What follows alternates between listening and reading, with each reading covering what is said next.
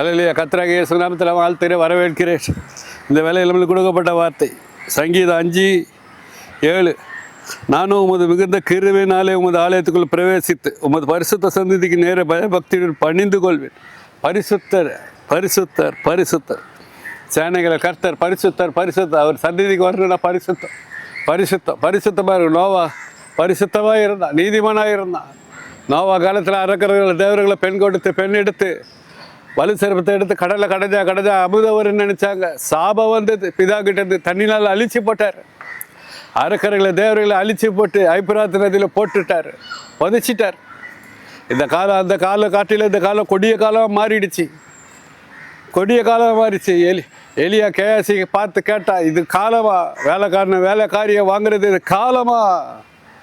இது காலம் இல்லை, இது நீர்வளம் பொறிந்த இடம் இல்லை, இது காலம் இல்லை. கர்த்தராகிய இயேசு வானத்தை நிதானிக்க தெரிந்த நீங்கள் இந்த காலத்தை நிதானிக்க தெரியலையே. இது காலம் இல்லை, பரிசுத்தமாக இருக்கிற காலம், பாவத்தை ஜெயிக்கிற காலம். எல்லாரும் ஜெபிக்கணும், துதிக்கணும், நீதியின் பலியை செலுத்தணும், நீதியின் பலியை செலுத்தணும். பாருங்கள், 4 சங்கீதம் 4:5, நீதியின் பலிகளை செலுத்தி கர்த்தர் மேல் நம்பிக்கையாக இருங்க. கர்த்தர் மேல் நம்பிக்கையாக இருங்க, பரிசுத்தமாக இருங்க. உங்களை நீங்களே பரிசுத்தமாக வழியில் நடங்க, சத்தியத்தின்படி நடங்க. உடல் பொருள் ஆவி ஆத்மா சரீரத்தை பரிசுத்தமாக காத்துக்கொள்ளுங்க. நானே வலியும் சத்தியம் ஜீவனமாக இருக்கிறேன் என்று சொன்னார். சத்தியத்தை அறிய சத்தியம் உங்களை விடுதலையாக்கும். சத்தியத்தின்படி நடங்க நடங்க. இந்த பொல்லாத காலம் இது, இந்த காலத்தை வீணடிக்காதீங்க. கிருபையின் காலத்தை கொடுத்துருக்கிறாரு. இந்த காலத்தில் ஜெபிங்க, பாடுங்க, வேதத்தை வாசிங்க, வேதத்தை வாசிங்க. இதுதான் பொக்கிஷம், பரலோகத்தில் நீங்கள் சேர்த்து வைக்கிற பொக்கிஷம். நீங்கள் படிக்கிறதோ, வேதத்தை வாசிக்கிறதோ, ஜெபிக்கிறதோ, அவரை பாடி துதிக்கிறது தான் பரலோகத்தில் பொக்கிஷமாக சேர்த்து வைக்கப்படும். இப்பொழுதே சேர்த்து வைங்க, சேர்த்து வைங்க. உலகம் போன போக்கில் போகாதீங்க, கால் போன போக்கில் போகாதீங்க. இது கொடுமையான காலம். இந்த காலத்தில் நீங்கள் ஜெபிக்கணும், உங்கள் பொக்கிஷத்தை பரலோகத்தை சேர்த்து வைக்கணும். நீங்கள் வேதத்தை வாசிக்கணும், அந்த பொக்கிஷத்தை பொருளகத்தை சேர்த்து வைக்கணும்.